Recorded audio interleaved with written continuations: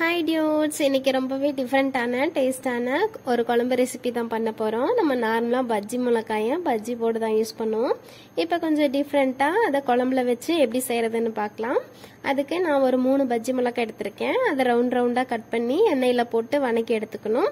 2 minutes இருந்தால் போதும். லைட்டாக கலர் சேஞ்ச் ஆனதும் ஒரு பிளேட்டில் மாற்றிட்டு கொத்தமல்லி, மிளகா, பட்டை, கிராம்பு, சோம்பு, மிளகு எல்லாம் போட்டு லைட்டாக ஃப்ரை பண்ணிவிட்டு அது கூடவே வெங்காயம், பூண்டு, தக்காளி எல்லாம் போட்டு வணங்குறதுக்கு தேவையான ஆயில் சேர்த்து வணக்கி ஆற வச்சு அரைக்கும் போது தேங்காய் சேர்த்து அரைச்சிக்கோங்க.